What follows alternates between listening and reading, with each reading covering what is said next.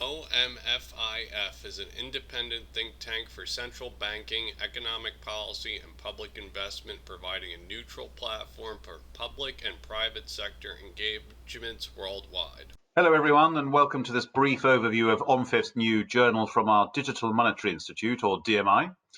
In our first edition, we looked at retail CBDC, or cash to the man and woman in the street. And this time, in our second edition, we're looking at wholesale CBDC, which takes us into the plumbing of the financial system as a whole. XRP, the bridge asset, makes the most sense for the wholesale market. I'm John Orchard, OMFIF's CEO, and joining me to talk about the highlights of this coverage are Bhavin Patel, DMI's editor, and Phil Middleton, its chair.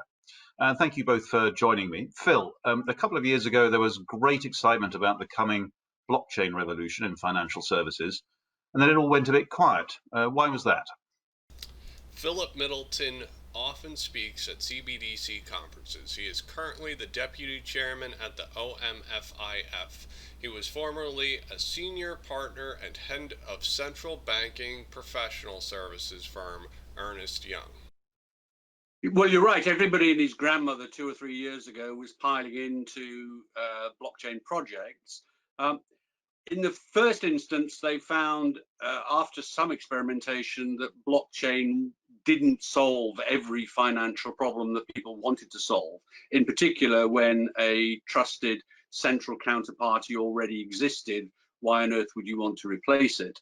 Secondly, the technology itself didn't prove terribly scalable from experimentation phase to mass usage. And thirdly, regulators were, let's say, distinctly unenthusiastic about the whole idea.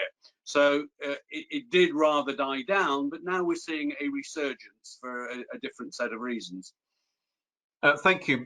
Bhavin, what's changed then? So I don't think much has changed in terms of the issues. So the pain points in banking operations have not gone away. The issues we explored in our report in 2018 on wholesale CBDC are still relevant today.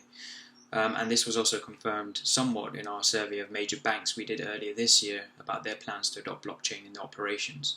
And it has been these types of institutions who have progressed in developing interbank payment systems, which are permission private systems, of course. An example of a private permission system is Marco Polo by R3. So yes, a lot of the bad ideas have been driven out through experiments, and sandboxes have focused the use cases where. A sandbox is when a central bank allows fintechs to innovate on top of their system in a private controlled system. Some have even come to market. So there is genuine use cases which have persisted. So motivations which these are trying to solve have been in inefficiency, lack of real-time payments, risks and high payment and settlement costs. So these are the major issues that banks have been focusing on. High settlement costs and real-time payments. Some of these are JPM Quorum, for example, the Finality Group, and their developments with the USC Coin, HSBC FX Everywhere, Union Bank in the Philippines. Ripple affiliate CoinsPH joins new remittance network reaching unbanked Filipinos. Union Bank of the Philippines has built out a network it says will make it easier for the people without access to financial services to receive money from abroad. Are just examples of some real use cases where blockchain-based payment and settlement systems have added real value to banking operations. And a lot of focus has been on cross-border inefficiencies. So all in all, the private sector has driven development so far when it comes to digital payments for interbank operations, but central banks are still aware that the issues still remain within their traditional systems that they run. Traditional issues still remain. There is a company working with the system to utilize digital assets. They're proving to the network of central banks that they can work with the system, follow the regulations, and still be effective. You mentioned a few use cases just now. Which are the ones that you think are most interesting, and tell us why? I know we are looking at central bank initiatives, but we must remember that upgrading wholesale payments infrastructure is much more than just introducing a wholesale central bank digital currency. So it may seem that central banks have slowed down in this area, but a lot has been happening. So for one, faster payment systems are being increasingly introduced. and the Central Bank of Hungary puts forward their case in this edition's magazine, and explains the benefits of how such a system will afford them with faster payments with minimal issues for liquidity strains for payment service providers. This is an issue that has been somewhat cropped up for real-time payments. So we watched real-time payment systems spring up across the globe, all with technology partners that are partnered with Ripple or have connections to Ripple in some way. For example, TIPS, the Taz Group, the Clearinghouse, Finastra. I believe that RTP systems were the needed update. We will see these RTP systems be bridged by the bridge currency. The US, of course, is planning to implement similarly FedNow systems in the next few years. And the UK, for example, is constantly upgrading its RTGS system, something that they title as the RTGS Renewal Program. The Bank of England aims to develop an RTGS service which is fit for the future, increasing the resilience and access and offering wide interoperability and functionality. The Clearinghouse is also the United States and works with the Fed. It's a real-time payment system that is ready now, that the Fed uses right now. FedNow is not needed to proceed with whatever plan they are working on. The Bank of England has done proof of concepts with Ripple with their RTGS system. So additionally, they will look at how the RTGS might interoperate with DLT when the payments, when a payments solution comes to market, which is DLT based. So it is more than just CBDCs that is happening in this space. But with central bank digital currency initiatives, the Banque de France journal contribution is just the latest of some of the wholesale CBDC development. Didn't we recently find a Banque de France PDF that mentions XRP and Ripple? And they find an economic benefit to their plans. So they state that the issuance of a wholesale CBDC would boost the financial sector's productivity and promote innovation. This would contribute to higher economic growth in the long run. Similarly, I had a good conversation with Saray Shea. An extract of this transcript and conversation, which is featured in the journal, highlights that there is a chance of developing a backbone infrastructure in the Cambodian payments industry. So the country itself doesn't have an RTGS system, but there is potential to leapfrog traditional methods of doing things. So I think we will see a lot more than just private sector consortia developments in the future. The central banks are making slow but significant progress. Ripple works with the system. Thank you, Bevin. Phil, Bevin just referred to the economic benefits that some people see in introducing CBDC. Where do you see the big opportunities, and also what are the remaining issues in their way?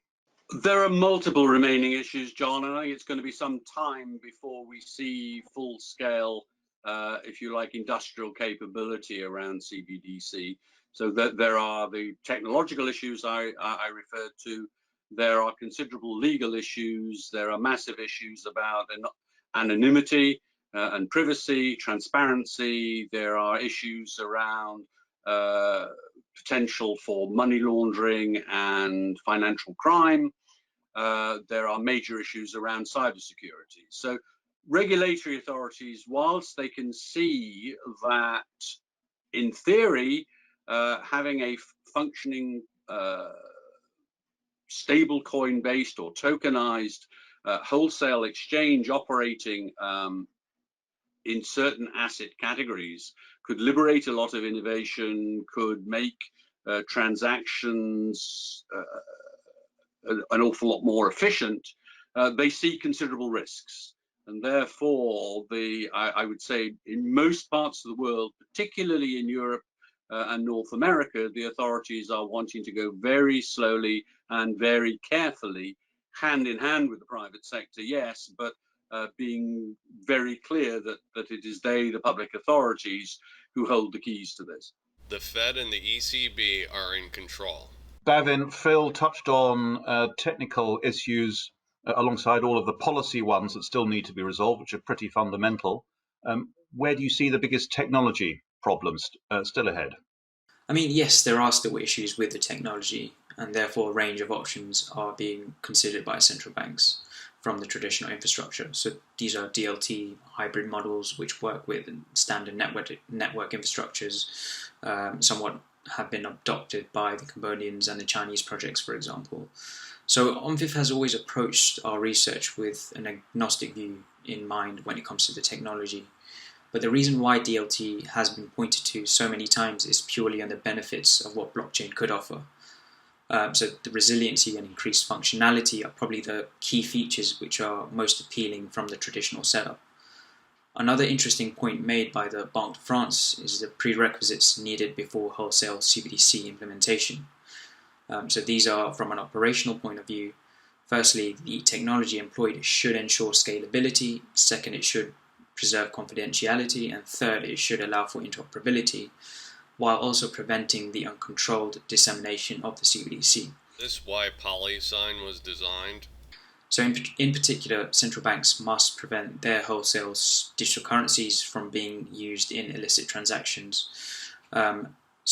The G20 are currently working on the rules, a level playing field. This links back to Phil's point made about KYC and AML. We will also see these issues being increasingly solved through each iteration of experiments, and hopefully we will likely see some wholesale system which meets central bank objectives come to market soon. There is no doubt in my mind when a wholesale product comes to market by the central banks that XRP will be involved. Quite a few twists and turns still to come in this story, both among private sector suppliers and their technical solutions, and among the official sector, which still has some very fundamental issues to take views on. We look forward to following all that closely. Do please join us at omfif.org to read the journal, find out about becoming a DMI member, and join some of these conversations in real time. Thank you very much.